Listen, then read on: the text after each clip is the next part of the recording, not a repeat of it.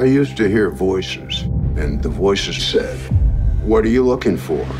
So I said, "Purpose." I believe a great flood will come, and I have to stop it. By probably never really figuring out who I am myself. I don't know. I think if you immerse yourself deeply enough into something, I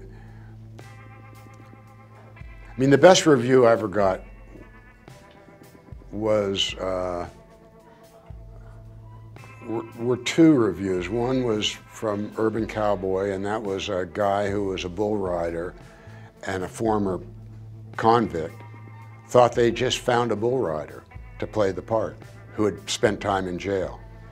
And then I met someone from St. John's in Newfoundland, and they said, "You're not from Newfoundland?" I went, "No." They said, "Oh, I thought that actually, I know that you've done a lot of work, but I thought that, your real background was probably from Newfoundland, and you knew people who were, or fished yourself."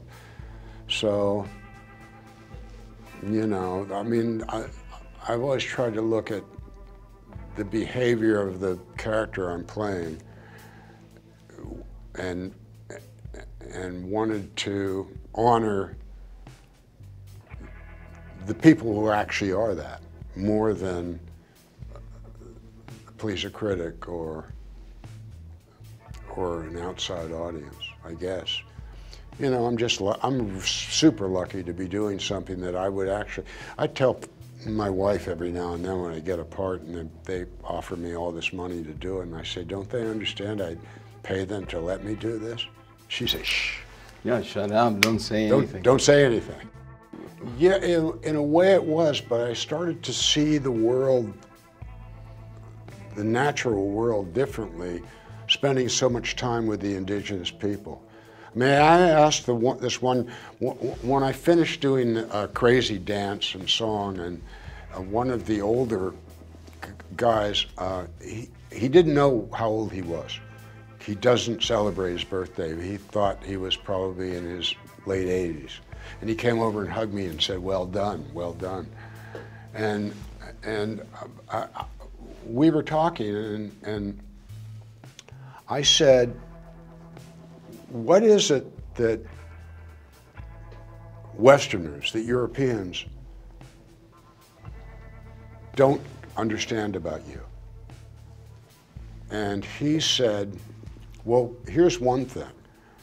When you go into, let's say you were considering doing a walkabout or going into the wilderness, you think of that as entering solitude. It's frightening. You're going off alone into," he said, "We're not alone at all. We're surrounded by friends."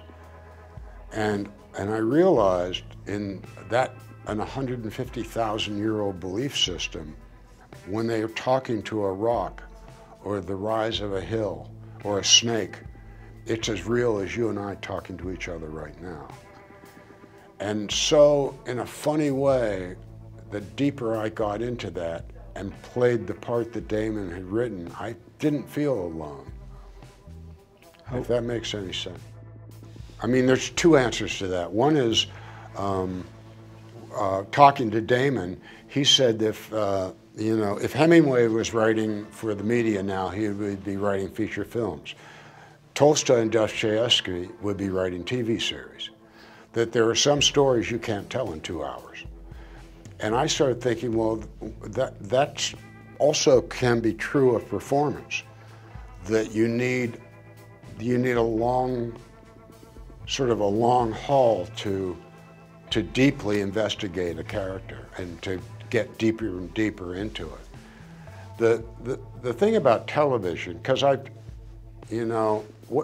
for me the difference in the feeling I have working on television isn't television, but is it or is it not sponsored? If it's sponsored, the chances are the structure will be for commercials, because what's paying the freight are those 15, the 30 seconds of selling headache medicine or whatever. The other thing is that working with HBO, and it's not that I need to use whatever filthy word comes into my mind, or I need to be frontally naked, or I need to, it's not that I need to do all those things, but knowing that I can releases me as a performer, just the knowledge, even if none of those things happens, is a freeing thing, and that's, you know, and once that's true, it doesn't matter whether it's television or, you know, it's just the part you play. You're scared. I am trying to save people. Save them from what? What are you doing? Preventing the apocalypse. What are you doing?